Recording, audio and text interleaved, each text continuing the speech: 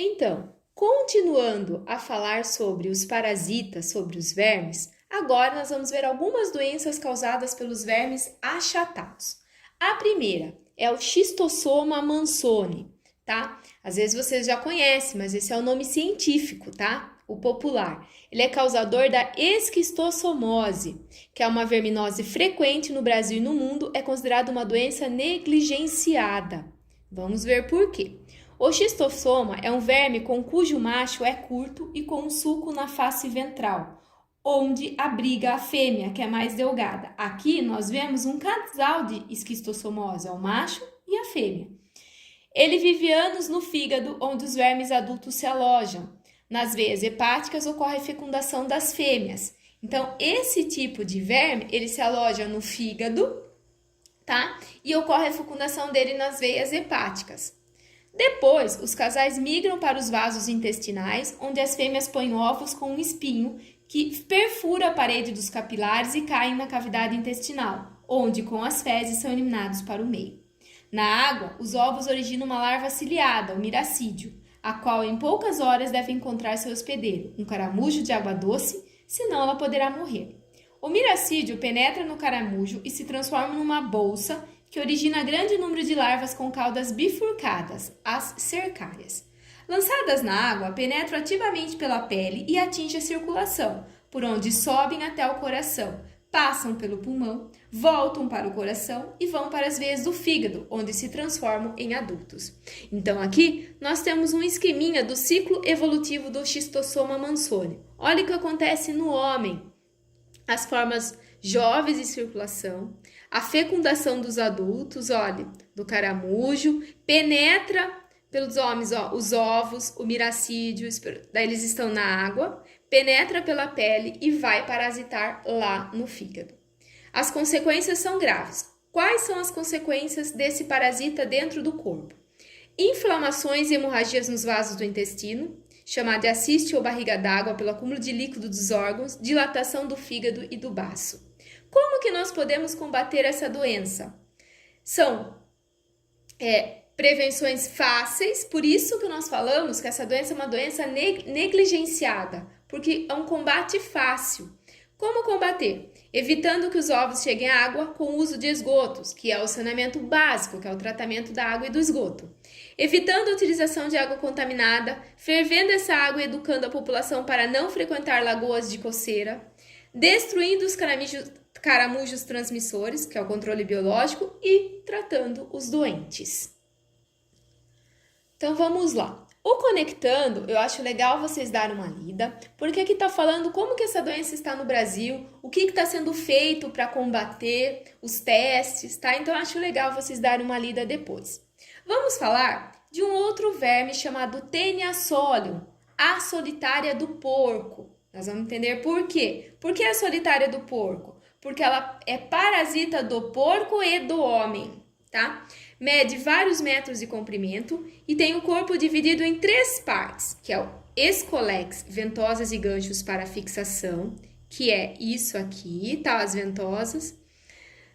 Um pescoço curto e estróbilo, formado por até 1000 anéis ou proglotes, que é tudo isso aqui, ó. Cada proglote madura tem aparelhos reprodutores masculino e feminino, assim pode ocorrer autofecundação. Parecido com a planária, ó. Cada proglote aqui, ele tem aparelho reprodutor masculino e feminino, então ele pode se autofecundar. Formam-se os ovos eliminados para o meio externo com as fezes. Se ingeridos pelo porco, formam-se larvas que penetram na circulação sanguínea e vão se alojar na musculatura do suíno, formando cistes e cercos. Então vamos ver o ciclo da Taenia solium. Tá, ó. Aqui, ó, ovos no alimento do porco.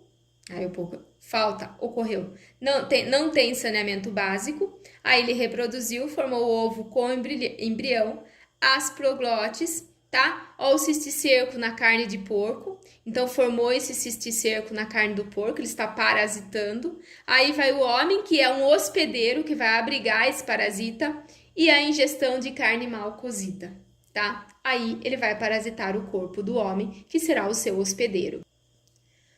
O cisticerco na carne do porco é chamada pipoca ou canjiquinha. Por quê? Porque é uma bolinha esbranquiçada com poucos milímetros. A ingestão de carne de porco contaminada, geralmente mal passada, libera os cisticercos. Um deles se prende ao intestino e forma nova tênia, que absorve o alimento digerido pela pessoa. Ela provoca fraqueza, anemia, perda de peso, dores abdominais e distúrbios intestinais no paciente. Como combater a doença? Tratamento dos doentes, instalação de saneamento básico, cuidado com as criações de porcos, fiscalização aos abatedores clandestinos e evitar carne mal cozida.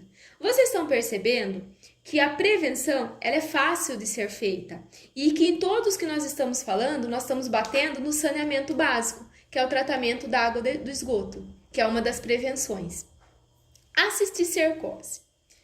Com verduras ou frutas mal lavadas ou mãos sujas, uma pessoa pode ingerir ovos e fazer o papel do porco. Os ovos abrem-se no intestino e as larvas originam cisticercos, que se alojam principalmente na musculatura, no olho, levando à cegueira e em outros órgãos. É a cisticercose. Quando os cisticercos atingem o cérebro, pode ocorrer a neurocisticercose, muito mais grave, pois acarreta dores intensas, epilepsia, meningite, distúrbios do comportamento e morte. Nem sempre as cirurgias são satisfatórias. Por isso, devemos evitar a ingestão de água não tratada e verduras mal lavadas, além de fazer higiene das mãos e das unhas. A tênia saginata é a solitária do boi. Se ingerirmos carne bovina mal passada e contaminada com cisticercos, podemos adquirir a teníase, porém ela não costuma provocar cisticercose. Então, a tênia solium é aquela que parasita o porco. A tênia saginata é a solitária do boi, ela parasita o boi, mas se nós ingerirmos a carne também bovina, mal passada e contaminada, podemos adquirir a teníase, tá?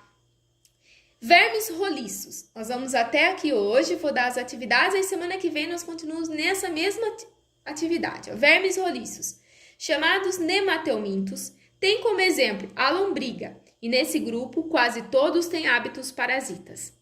Apesar de prejudiciais aos animais e também às plantas, os parasitas são formas de vida muito interessantes, pois devem apresentar certas características que permitem sua sobrevivência num ambiente muito difícil. O corpo de seus hospedeiros, os quais farão de tudo para ficarem livres desses incômodos organismos.